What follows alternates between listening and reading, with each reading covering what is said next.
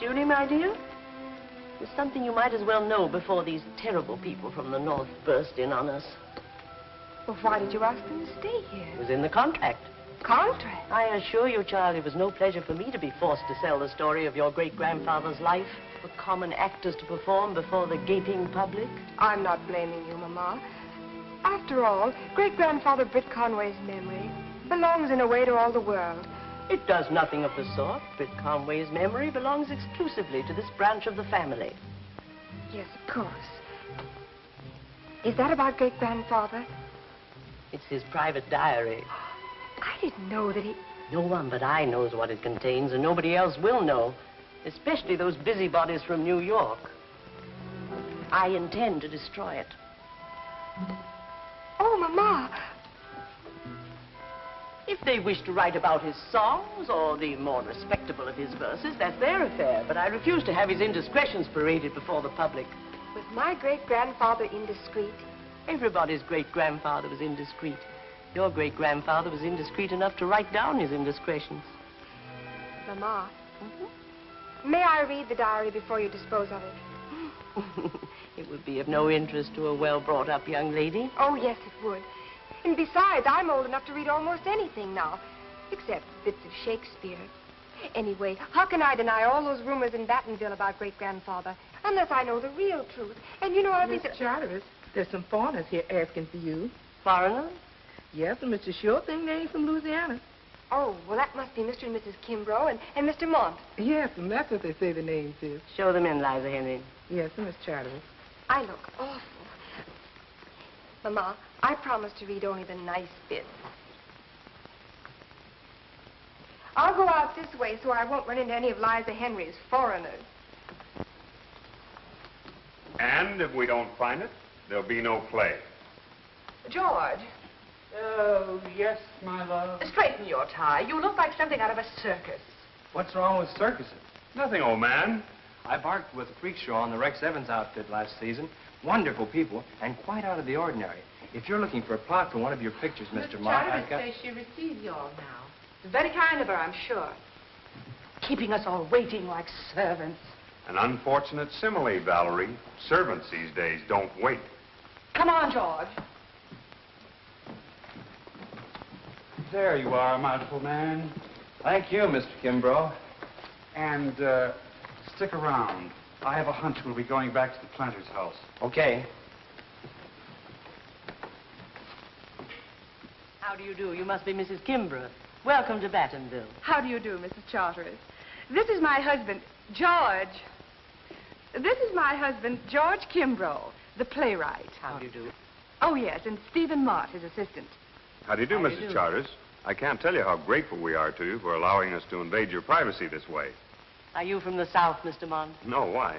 You have such nice manners. Thanks. My dear, you're going to be positively inspired in this quaint old room.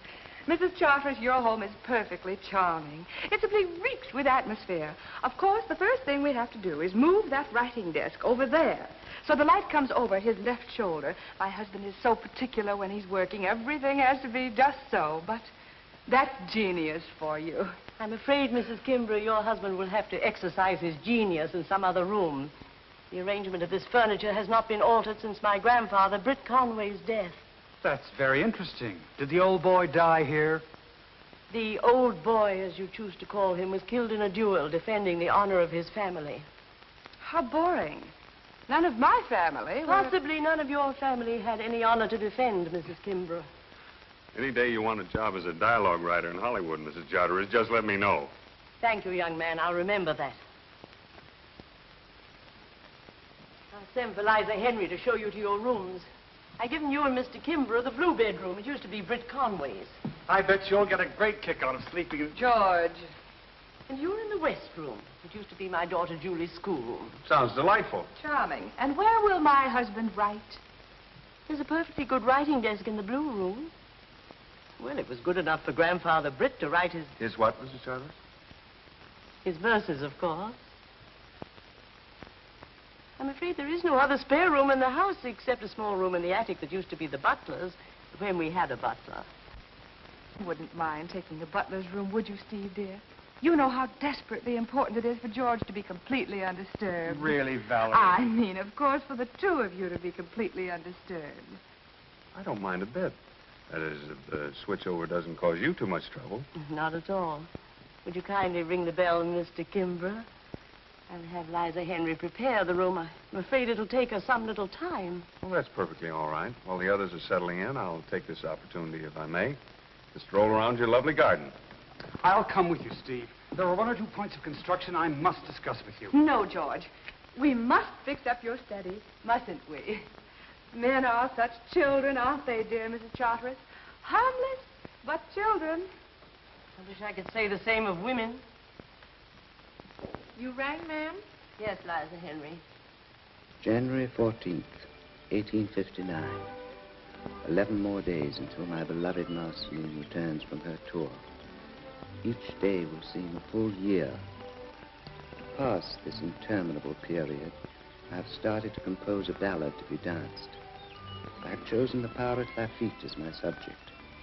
Marceline will be adorable as Queen of the Mardi Gras, dancing enchantingly as Lafitte sings.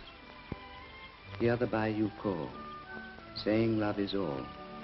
Never think about tomorrow or yesterday. This madness we're sharing will live through the night. No thinking or caring. Sorry to disturb you. Oh, no, you didn't. Are you Mr. Kimbrough? No, I'm the Mont half of our disreputable collaboration. Steve Mont. How do you do? I'm... Miss Charteris. Miss Julie Charteris. Not only the great-granddaughter of the famous Britt Conway, but obviously a very charming young lady in her own right. Won't you sit down? Thanks. Are you from the South, Mr. Mont? Because I have such nice manners?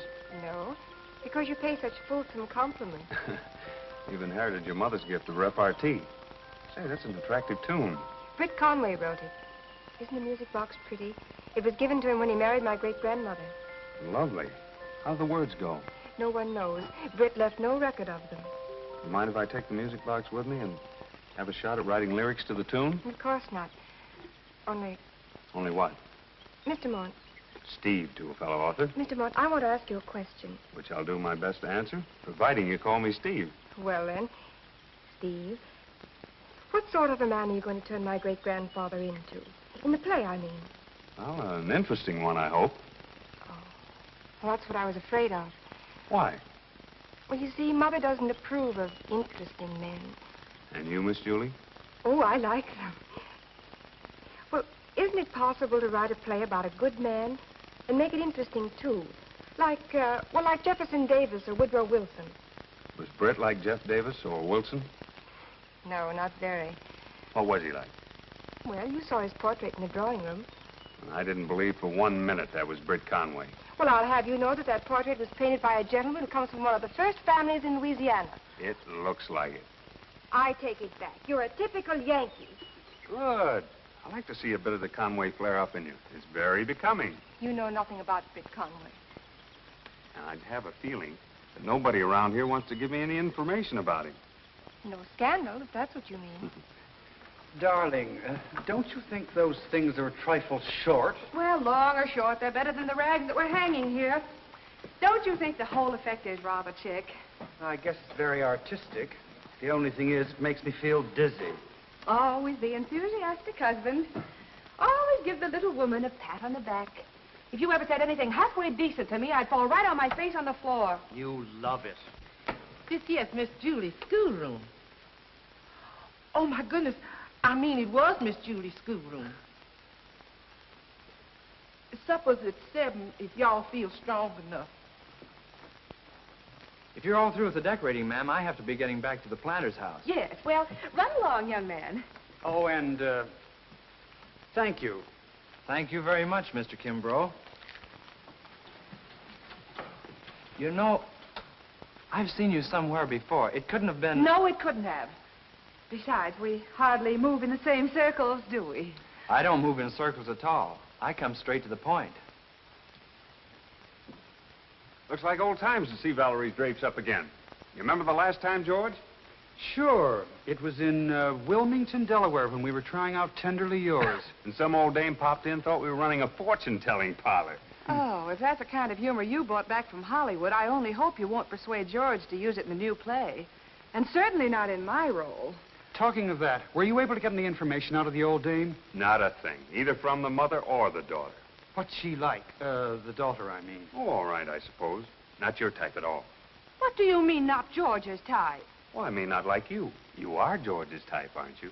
Oh. Well, come along, George. If supper's to be at 7, we have to tidy ourselves up. You go ahead, dear, and I'll be along in a minute. There's something about your part in the play that I must discuss with Steve before I forget it. Oh, all right. I'll allow you 5 minutes. Steve, you're not to give George anything to drink. He's given alcohol up completely since you went away to Hollywood, and I'm not going to have that starting again. Where would I have a drink on me to give George? I don't know, but I want you both to remember that we're going to lead normal, healthy, country lives as long as we have to stay in this quaint old morgue. And I haven't got a drink on me. Don't you bother your pretty little head about it. Say, she hasn't really reformed you, has she? I can work with almost anybody, but I draw the line at a reformed drunkard. Just a minute, brother. The gentleman in the audience asked for scotch. And here it is. Very ingenious, Maestro. Anytime you want anything to drink, just ask, name a drink Kimbrough, and he will fix it for you. I can see neither your brains nor your throat have been rusting during my absence. Here's to you. Byron over there is full of gin. No kidding. Have another? Sure will. Now we're getting into the spirit of it. You know, Steve, I really believe that with Shakespeare and Byron to inspire us, we'll positively do the best work we've ever done right here in this very room. You can say that again.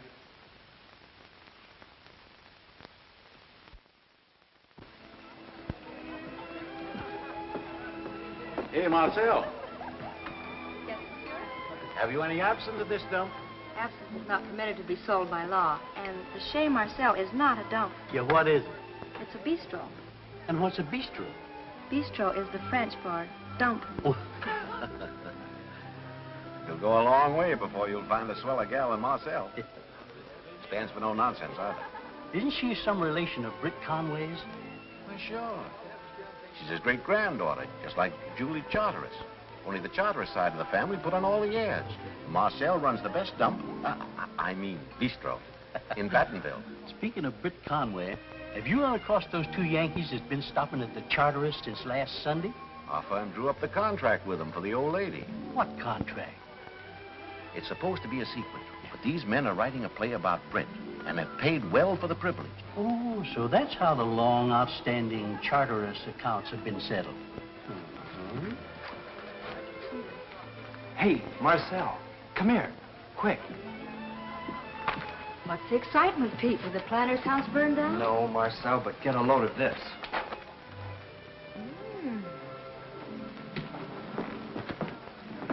Valerie Volupte, the black lace bombshell of burlesque, now wowing the boys in vexations of 35. Who's she? She's the wife of Mr. Kimbrough, the dame who high-hatted me when I drove them over the Charterises last Sunday. You mean the wife of Kimbrough who's writing the play about great-grandfathers? Sure, and it's a perfect setup for us. What is? Let's sit down and I'll explain it to you. Don't you see? These guys are down here to get the real dope on Britt and your great-grandmother, only they've gone to the wrong house. They'll never get anything out of the Charterises, and you can give them the real lowdown. So I walk up to Mrs. George Kimbrough, and I say, "Hey, babe."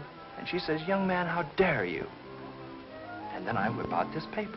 Then she faints, blackout, and where are we? Ah, but I'm still there when she comes to. And then I say, "Now, you listen to me, kid." And she says, "What is it, honey child?" Being more democratic because of this paper. And I say, "There's a gal in this town called Marcel Conway, and she's a real descendant of old man Britt. What's more, she's got the real lowdown on him, too. She'll sell it to you, but for big dough. Then you people can write the play, and I can act Britt Conway in it." Oh, she'll stall around a bit, and then I wave the paper in front of her face again, and she'll say, "Okay, pal, curtain." And then what? Then we'll be married. No, Pete. It's swell of you to dream it up, but it can't be done. Why not? I've played bigger parts than that in 10 shows. I know, it's not that. Well, is it because of him? Partly. More because of her. Oh, now you're talking like old lady Charteris. Maybe I am, but somehow or other I can't sell Marceline or Britt to a trick like that. Well, the Charteris side of the family have. Perhaps I have more pride about Britt's second wife than they have about his first. What's pride going to get you? It's going to keep me right where I am, doing a decent job in this joint. Being looked down upon by the wives of the guys who slip down here every chance they get to have some fun and a little music and a lot of laughs. And if you want to know the real lowdown, Pete, I wouldn't trade my lot with that of Cousin Julie Charteris for anything in the world. Atta girl.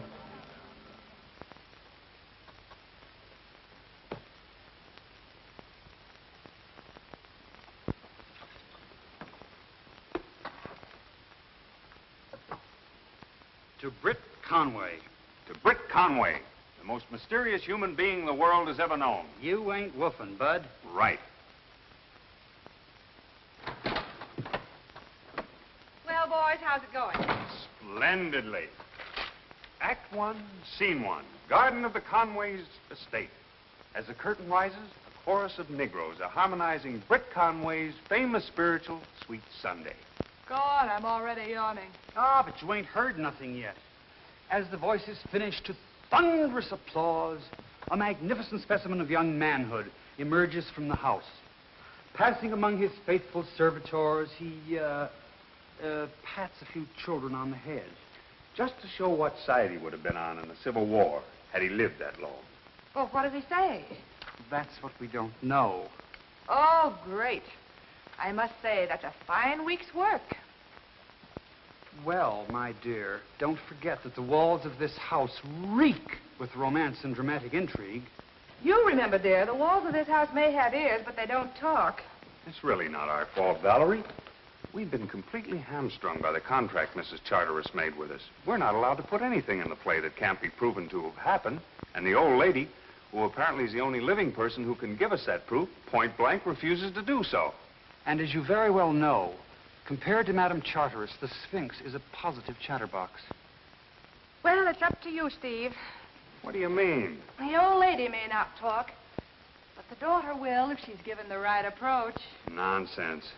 Julie's a swell kid, but in the first place, she knows nothing. How do you know?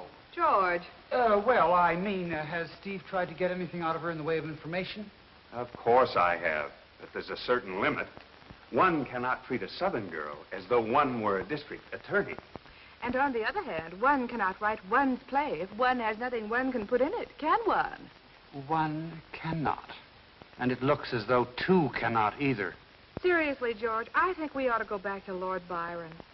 Great idea. Well, I mean to say, I think that Steve and I ought to have one more go at licking the Conway proposition. Well, all right, boys. But if we don't get anything out of the committee meeting this afternoon... Gee, I forgot. I look awful. I have to change my dress. Do we have to go downstairs? I can think of nothing drearier than a group of clubwomen laboriously discussing how to make this year's Britt Conway Festival more lugubrious than last year. We certainly do have to go downstairs. And furthermore, here's our plan of campaign. I shall dazzle the club ladies and endeavor to extract something from them. Steve, you concentrate on Julie Charteris, and George... What can George do? I shall commune with Shakespeare. I'm sure I can get something out of him. If there's any left. What's that? Who's that now? Probably the ghost of Britt Conway. Oh, come in. Oh, I'm sorry. I thought that... Nonsense, my dear child. Come right in. What a perfectly charming dress. It's exactly like the one I came out in. Remember, George? The only dress I ever saw you come out in was the one you came out of in the Follies of Let Me See. Come on, George. We must tidy ourselves up, mustn't we? And when do your dear mother's charming guest arrive? Well, the meeting begins at 4:30. That's what I came here to tell you. Oh, then we must rush. Steve, aren't you lucky you don't get all messed up and untidy the way George does? Of course, George does work much harder. Of course. Now, I should go and help Liza Henry with the lemonade. Nonsense, my dear child. Now, you two young people stay right here and have a cozy little chat. Get Steve to show you how his model theater works. It's perfectly fascinating, isn't it, George? Isn't it, George? Yes, of course, if you have anything to play in it. Are you sure I haven't interrupted your work? Well, of course not. Anyway, there's nothing I can work at. Oh? I thought writers just sat down and wrote. Let you in on a little secret, Miss Julie. Unless they have something to inspire them, writers just sit down, period. And you have nothing to inspire you here. I have enough inspiration right here for at least a dozen love sonnets, but not about Britt Conway. Oh, I see. I'm sorry. As a matter of fact, in the past week, I've been inspired to write one little thing. Oh, really? Like to see how we work out love scenes in our little model theater? I'd love to. Swell. You stand over here. You'll be the audience. I'll work out the set. What are you going to use for scenery? Well, here's the tree. Here's the well. Now all you need are the actors. There they are, right here on this bench. And you work out the love scenes right here on the stage? Mm-hmm. Here's where the boy and girl have the inevitable little quarrel. We're going to do this and dance for them. Quarrel? Well, just a lover's misunderstanding. When this happens, the boy is very hurt. He's falling in love. Well, what does happen? You'll see.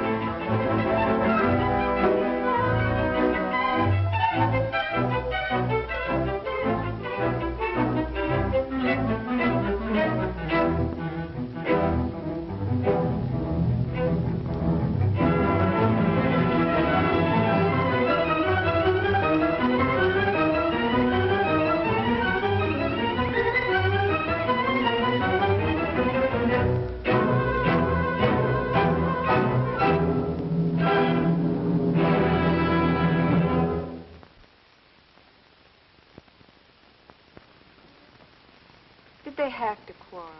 Don't lovers always quarrel? I suppose so. But why? Maybe because it's so much fun when they make up.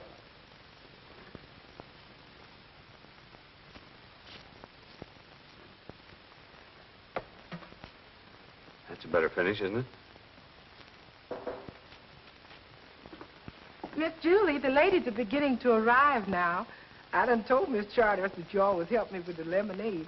I can't keep on saying that. Y'all better come downstairs now. Won't you sit down, ladies? My daughter will be here immediately. Excuse me. You, I believe, are Miss Lanning? Indeed I am. Indeed I am. Well, isn't that nice? Oh, I can't tell you how proud I am, Mrs. Charters, to become social editor of the Battenville Gazette.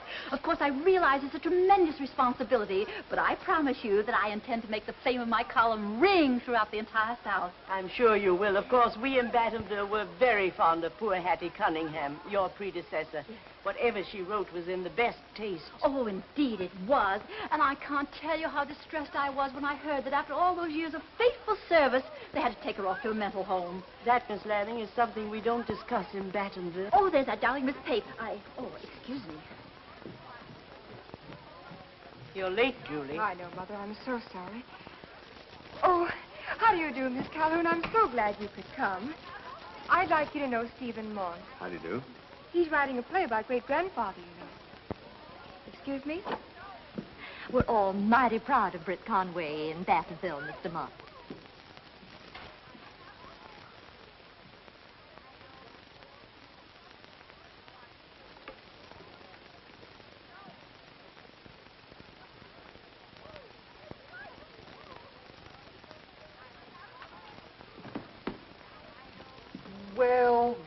Well, what have we here? The nectar of the gods? I don't know nothing about no nectar, but this here's lemonade punch. I can smell the lemonade, but where's the punch? Miss Charter, she don't approve of no punch in lemonade punch. Quite right of Mrs. Charteris. Sure ain't no job for just one pair of hands. How right you are. Let me help you.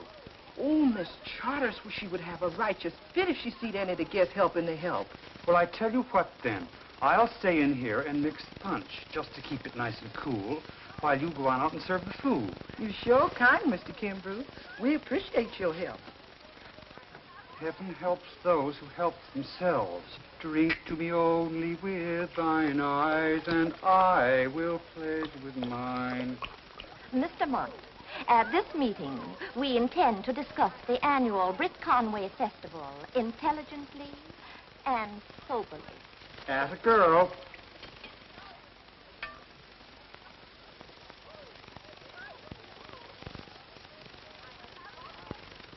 George, dear. Yes, darling.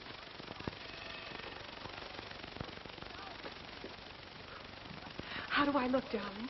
It's simple, but somehow I think it has chick. Oh, it's a knockout. I'll see it is. What have you been doing hanging around that punch bowl? Waiting for you, my love, because I wanted to make my entrance with the best-looking woman in the place. Well, if that's intended as a compliment, take a look at what's inside. Get a load of Lady Macbeth. Yes, but Mrs. Charteris has outdone Shakespeare. What do you mean? There were only 3 witches in Macbeth.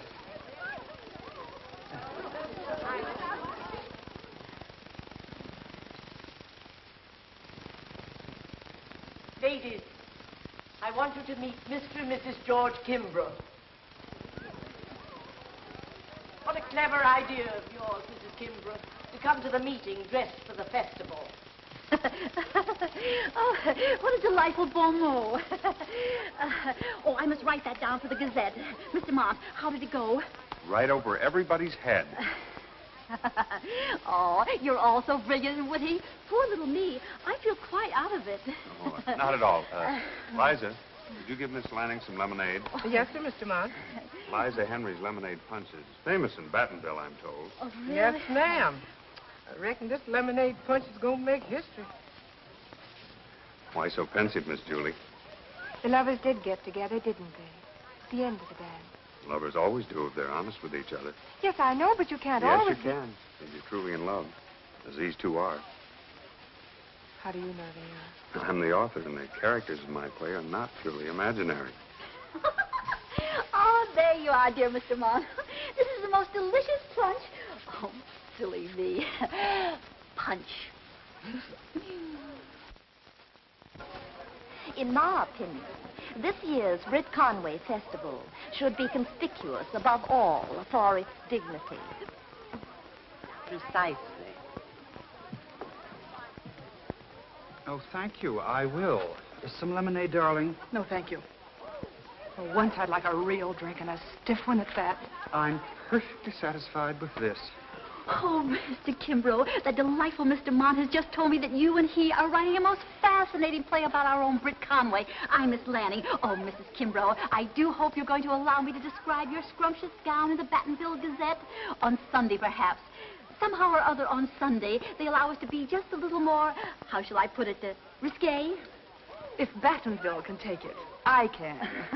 Oh, and Mr. Kimbrough, I suppose Mrs. Charters has told you all the details of Britt Conway's fascinating life story? Oh, yes. Mrs. Charteris has confided in me, confidentially, of course, that Britt Conway was born, was married, and died. I was even able to wheedle the dates out of her. Oh, how fascinating. And I suppose you were able to obtain material from the other Conway descendants? Who's that? Oh, a young woman by the name of Marcelle Conway. She runs how shall I put it, cafe in the other part of town, of course. It seems that Britt had how shall I put it, romance with the girl's great-grandmother. After his first wife died, of course. Britt Conway was a gentleman. And where did you say this young lady lives? Oh, I wouldn't know that, really. We young ladies of, how shall I put it, breeding, never patronize a place of that, how shall I put it, Ilk. Just so. Thank you. And now, ladies, I think it's time for the committee meeting to commence. George, you stay here. I'm slipping out. Can't take it anymore, huh? Well, I don't blame you. Somehow I'm going to find this Marcelle Conway girl. Wonder where she hangs out. Why don't you ask my boyfriend, Pete? He knows everything. Pete? Yeah, you know the boy at the hotel. The one who thought he knew you when. The first bright idea you've had in a week. Now, listen. I'll take Steve and we'll find this dame if it takes all night. You stay here and amuse these ghouls. Amuse them? I'll have them rolling in the aisles. Let's forget about tomorrow or yesterday. This magic we're sharing will live through the night. Bravo! Bee's exquisite, my dear child. She's lovely. Isn't she, though? Say, folks, how would she be playing her own great-grandmother opposite me as Britt? Well, whoever told you my husband would cast you as Britt? Well, it's like this, Miss Volupty. You see, it's just like I said, only she forgot to say... Young man, how dare you? I'm sorry, Mrs. Kimbrough. I told Pete not to play that trick on you. How did you know? Stage and sports, Black Lace Bombshell, Vexations, 1935. Oh. Well, I want you to know I was the greatest band dancer on 42nd Street. I used to come out in a little black lace job. Of course, I never used swing. I always had my own music. Classy stuff, you know. I used to start out with just a little teeny bump. And then I really got going. And by the time I hit center stage, yeah.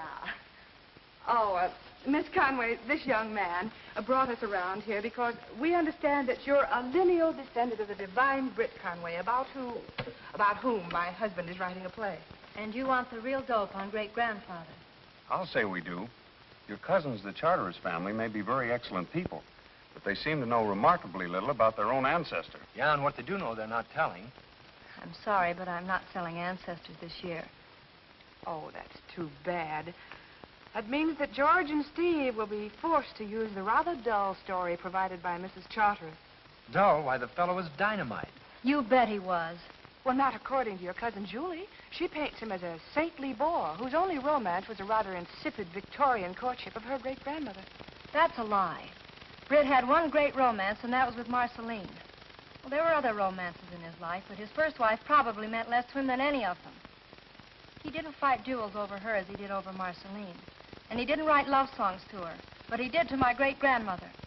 He wrote a song to Marceline? Sure he did. Valerie, this is something else Mrs. Charteris hasn't given us. We don't need her now. Miss Conway, would you... I'm sorry. I wish I could help you. But you can. You have Britt's song. Pete, you mustn't. Now we're getting somewhere. Here it is. Just as I saw you the first time, you're still a part of my heart. Valerie, this is terrific. Just what we've been looking for. It's perfect for the finale. Britt, piano, singing to Marceline. Please, Mr. Mont. I know I can play Britt for you.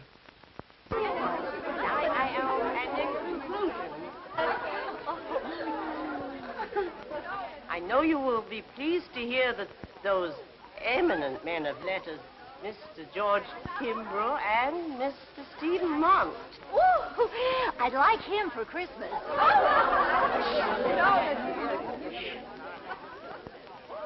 Have kindly consented to supervise this year's Britt Conway Festival.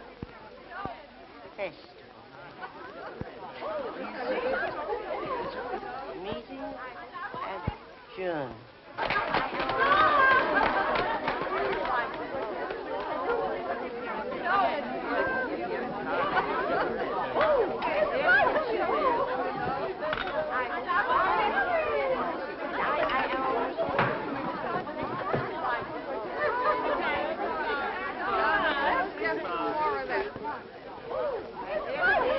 Goodbye, Mrs. Charterish. I must say, I never tasted a more delicious lunch. I shouldn't have come here. They don't come into my place. Why should I barge into theirs? Oh, don't be silly. Oh,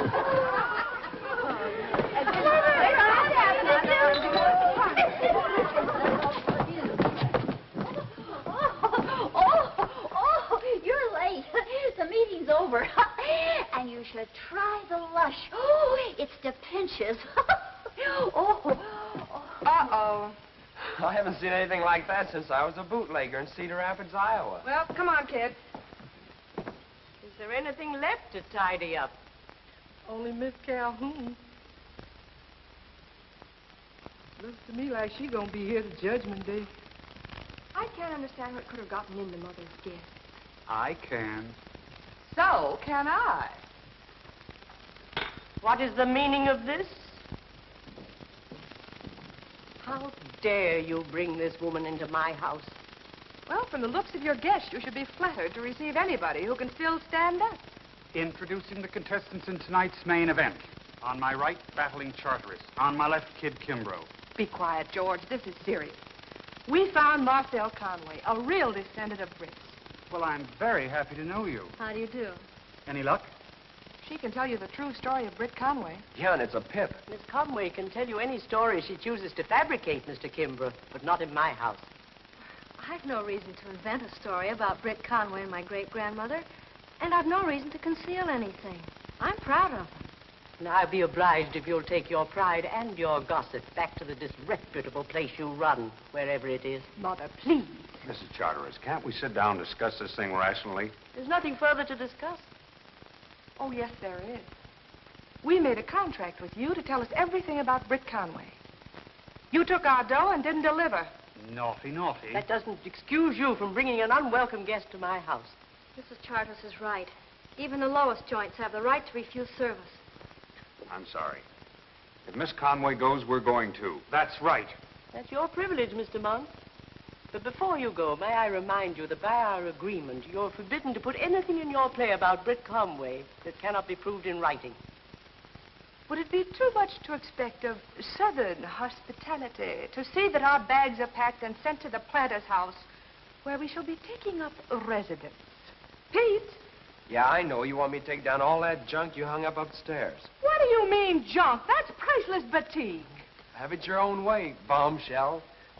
Steve, George, Marcel, dear, since none of us are welcome in this house, we'll wait outside until Pete comes downstairs.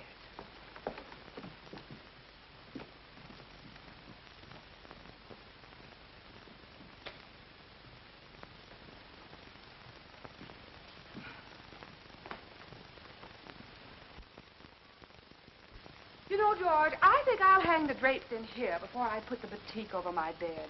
Oh, Valerie, why bother about drapes and batiks at a time like this? Why not? You boys are all set now, thanks to me. Marcel gave you enough material for 3 operettas. Incidentally, I think she'd be swell as Marceline. And what's the good of that, Valerie? You heard what Mrs. Charteris said. Unless we have proof in writing, she'll never give her consent. Don't be too sure. Get a look at this. Plans for Britt Conway Festival by Eurydice Lanning, Society editor. At the magnificent home of the genial Mrs. Ambrose Charteris and her delightful daughter, known to her intimates as Miss Julie, the advisory committee for the Britt Conway Festival was royally entertained on Tuesday afternoon. The food was sumptuous and the punch was pernicious. The highlight of a remarkable afternoon was the announcement by our hostess that this year the festival will be supervised by none other than those 2 celebrated Broadway dramatists, Mr. George Kimbrough and Mr. Stephen Mott. What's so wonderful about that? Well, you didn't finish it. The cooperation of the two famous authors who are preparing a play on the life of Britt Conway based on the intimate details of his life, as recounted by Mrs. Charteris, guarantees that the festival will be the most successful in the annual series. And for this, we have to thank Battenville's leading citizeness and socialite, Mrs. Ambrose Charteris. Oh, What difference will that make? obviously you've never lived in a small town. Hey, folks, guess who's here? Miss Julie? No, the old dragon herself. How nice of you to drop by, Mrs. Charteris. Won't you sit down? Thank you, I will. I'm not as young as I was. We've just been reading about you in the Battenville Gazette. Yes. It was because of that I came here. The Lanning woman is obviously mentally defective. But the fact remains this idiotic article has placed me and my daughter in a most difficult position. How true, how true. I've no intention of mincing words. I was guilty on Tuesday of an unpardonable breach of etiquette under, I must say, extremely provoking circumstances. You ordered us out of your house. That's not quite true. We offered to leave, and Mrs. Charteris agreed. Let us say that I acted hastily. To put my cards on the table, I need you to ensure the success of the festival. And in what way do we need you? I happened to be rummaging in an old bureau today, and I found some papers in Britt Conway's handwriting. Unpaid bills, no doubt. On the contrary, they contain what I believe you Broadway people refer to as some hot stuff. So the deal is, we come to the festival, you give out the dirt. That is so. It's a deal. Okay by me. On one condition, Mrs. Charteris. My husband and Mr. Martin are being in complete charge of the festival, including the songs that are sung and danced. Provided they're genuine songs by my grandfather. Oh, they'll be the real McCoy. And over the choice of performers. You mean? Those are my terms. Take it or leave it.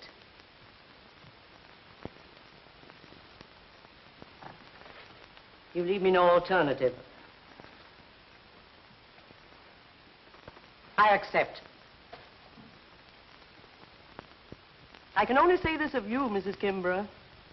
You represent the triumph of mind over manners.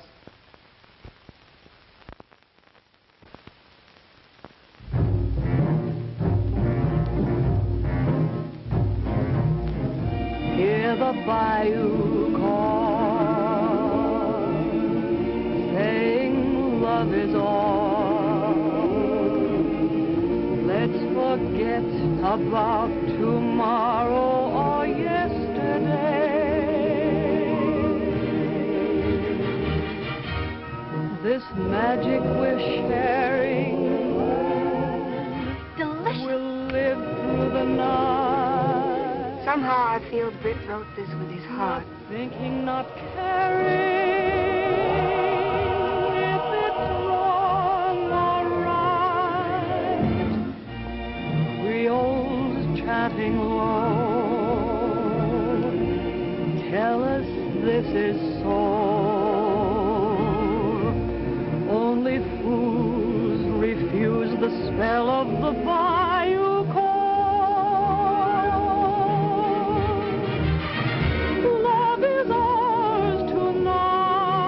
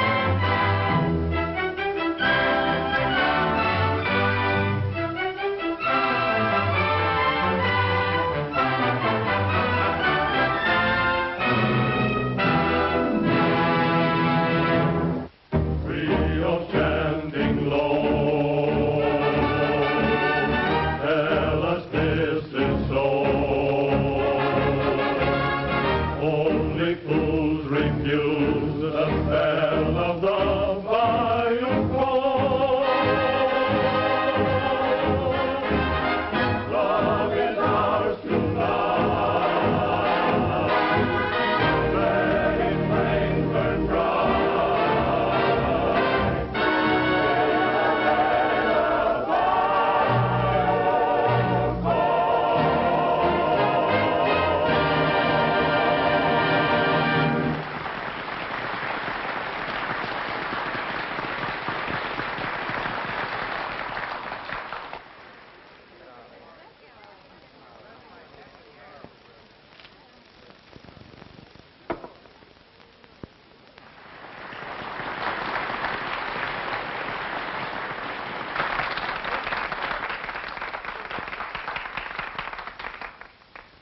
Ladies and gentlemen, it had been my intention to have thanked Mr. Kimbrough and Mr. Mont on behalf of my grandfather, Britt Conway, for the performance here tonight. But I find I am unable to do so because the exhibition we have just witnessed in no way represents the character and ethical point of view of my illustrious ancestor. Oh, but it does. And I warn these gentlemen that if they dare to perform what we have just seen in New York or anywhere else, I shall sue them for vilifying the character of Britt Conway. What do you know about Britt's point of view character? I have no intention of entering a public debate. That's because you're afraid to. I'm not. You and your daughter are ashamed of Britt. Oh, you look smug when his name is mentioned. But you're scared to be proud of him as he really was. If you think he was great in your careful way, I'm telling you he was twice as great the other side of town. Speak a little slower, will you, dear? I'm a bit rusty on my shorthand. That's all. Can't waste any more time. I'm going back to the Chez Marcel where your husbands, that is, if any of you ladies are lucky enough to have husbands, are probably waiting to have a drink and some laughs with me. I'm sorry, Steve, if I've messed up the chances for your play. Oh, that's all right. Julie. Yes, Mama. Kindly escort me to the house.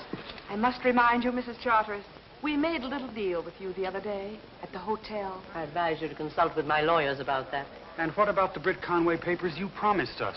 Your memory must be playing you tricks, Mr. Kimbrough. Good evening to you. Steve, there's something I must tell you. I'm afraid there's nothing you could tell me, Miss Charteris, that I'd believe. Come on, let's go to Marcel's place. We need some fresh air.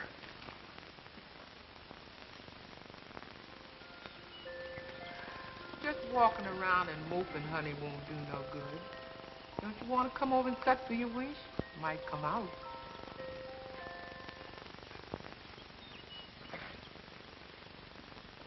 I wish I were dead. When you tell your wishes, they don't come true. I tell you, Miss Julie, what we'll do. We'll make it your fortune instead. Look, honey. Now, here's how your fortune starts. Now, this here's your picture, the Queen of Hearts. Look at how she frowns. That means your heart is aching. And if I ain't mistaken, it's on account of this here Jack. I do believe it's Mr. Steve. Miss Julie, honey, the reason why you're feeling bad is 'cause you're holding back something he ought to have. This Two of Hearts. Now, that means a man and woman's story. A man and woman that long ago been gone to glory. I reckon it's about Mr. Britt. Miss Julie, you just won't admit to Mr. Steve your grandpa was a natural man. And, honey, ever since the world began, men folks has been men folks. Don't you understand? Well, that story would bring shame on the family name. Well, there ain't many men the Lord picked out to write real music. The Lord is forgiving of mistakes a man like that done made in living.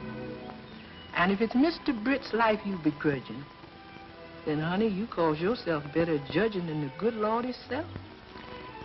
You're right, Liza Henry. I must get Britt's diary to him. But how? I don't want Steve to think I'm chasing him. I guess the Lord will forgive me for what I did. So here's the old diary. And for hiding, I'm amply provided. Boy, I'd have given anything to have heard you give that old dragon the works. It was a dumb thing to do, really. The boys lost the chance to do the play, and now I won't be able to show people what Marceline was really like. Yeah, and Broadway will never see me as Britt Conway. I know. It's tough on you, Pete. It's tougher on Broadway. Guess I'll have to go back to the trapeze act.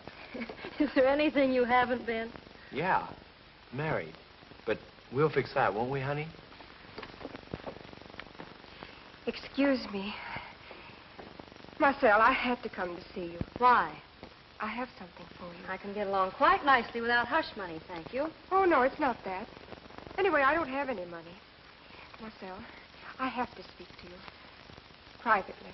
Privately meaning without me? Pete, would you mind running downstairs? Yeah, I know. I've played these scenes with tent shows. Why did you come here?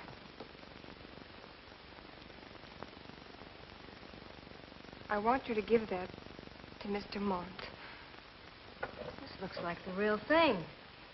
It is. Handwriting's the same. Here's all about the first time he and Marceline met. Why did you bring this to me? Why not to Steve himself? Because, oh, I can't begin to explain, and you wouldn't understand. But please promise me one thing, that you'll never, never tell Steve, Mr. Mont, that you got it from me. Will you promise? It's a deal, Cousin Julie. Thanks. Marcel, please believe me. I must go. Do you know what I believe? For the first time, I believe that Britt Conway really did marry your great-grandmother. Thanks. Oh, well, thanks anyway.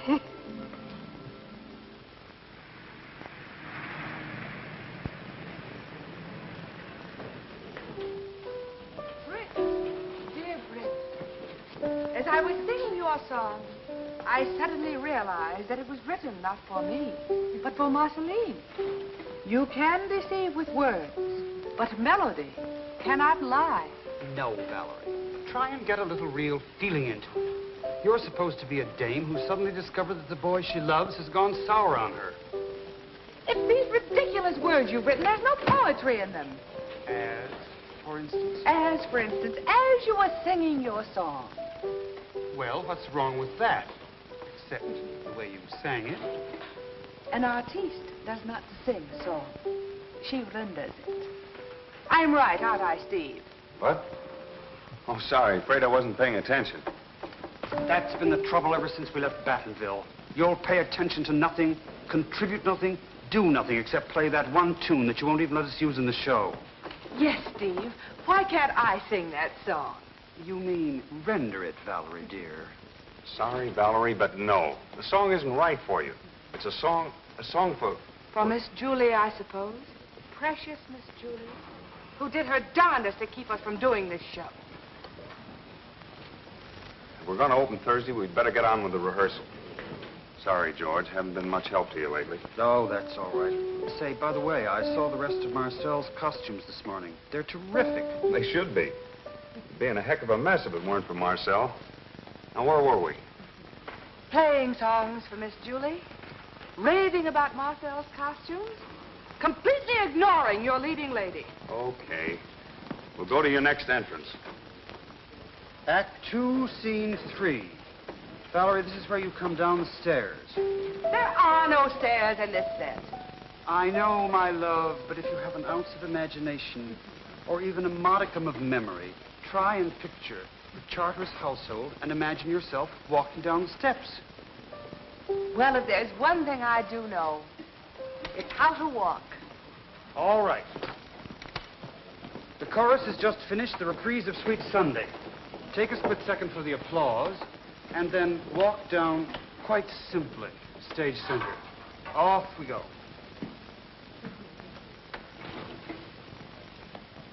Oh, what have I done to deserve this? You've written a very silly play, and what's wrong anyhow? I said walk, not slither, slide, and squirm all over the place. You're supposed to be a Southern lady, not a snake charmer at Coney. Listen, George Kimbrough, and listen good. I did plenty okay with fans and bubbles and doves, and long after your gallant balladeer's back in the warehouse, I'll still be waving a fan, see? I shall now retire to my dressing room until you are ready to render your apology. Much as I admire my grandfather's compositions, don't you get a little tired of hearing that same tune all day long? I like it, Mama. Oh, thank you, Liza Henry. You may come back in a little while and clear the tea things away. Yes, sir. What's the matter, Miss Julie? Ain't my molasses cookies good this time? Oh, they're delicious. I'm just not hungry, that's all. We ain't had enough to keep us fair alive since Mr. Steve left. Why, Julie, there's a letter from your Uncle Horace in New York. Isn't that nice?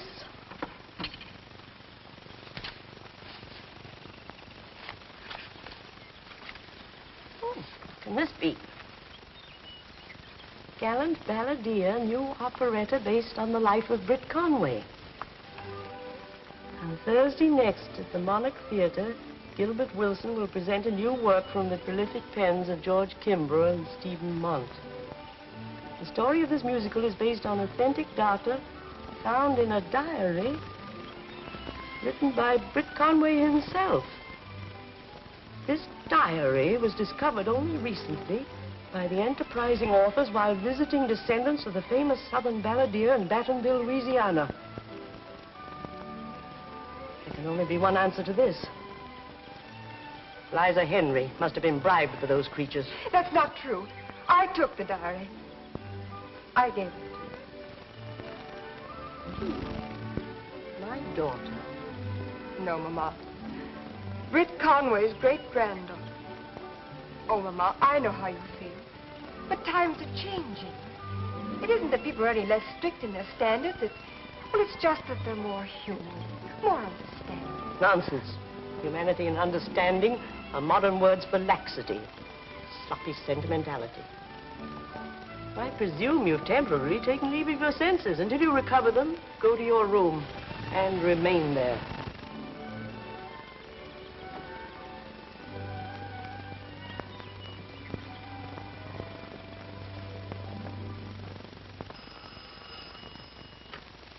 Flatter's house? Yeah? Yeah, this is Pete. Who are you? Julie? Oh, Miss Julie Charteris. Why, yes, Miss Julie. I guess I know most everything. Where could you pawn an antique music box? Now, let me see. Why, yes, sure I know. Curtain going up. Take your seats, please. Curtain going up. Take your seats, please. Curtain going up. Take your seats, please. Curtain going up. You'd think after 15 years it would get better, but it doesn't. Remind me to close my eyes when Valerie makes that entrance down the staircase. I shall have passed quietly out long before that.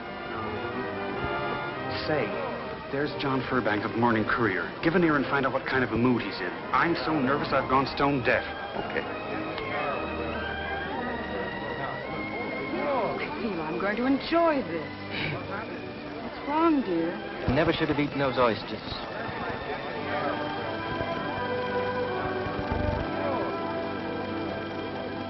Well,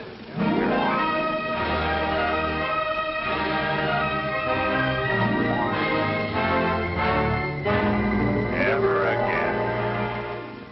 Oh, it's 9:10 already. We'll never get there before the end of the play. It's tough on you, Miss Julie, but I guess it'll run more than one night. Even if I'm not playing Britt Conway. Attention, northbound passengers for New York. The bus has been repaired and is now ready to leave. When will we get to New York? Your bus will arrive at the 42nd Street Terminal at approximately 10:55 p.m. Take your seats, please.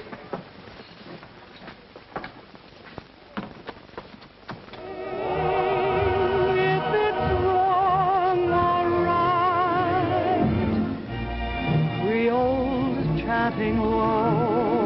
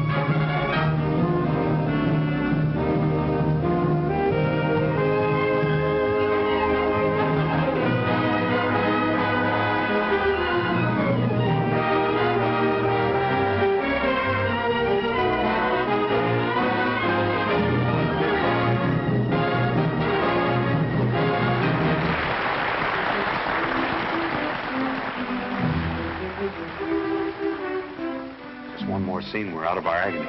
Do they like it out front? Crazy about it. Crazier about you. I wanted to tell you, Marcel, that if it hadn't been for you, the show never could have gone on at all. I'm good, Steve, but not that good. I meant the diary. If you hadn't found it for us, there never would have been a gallant balladeer. Steve, dear, I'm going to do something I've never done before. I'm going to break a promise. A promise? I didn't find that diary. Julie Charteris brought it to me and made me promise I wouldn't tell you where it came from. Julie? But why? Because she's in love with you, you dumb cluck, and she got it into her head that you and I were in love. Which is silly, because apart from knowing that you and Julie are, Pete and I are.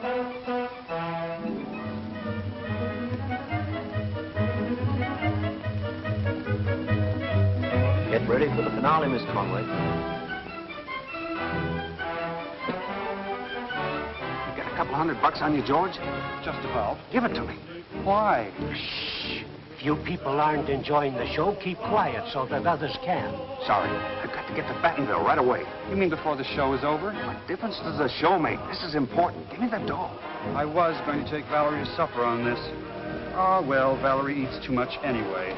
Will you keep quiet? I'm very sorry. Say, Steve.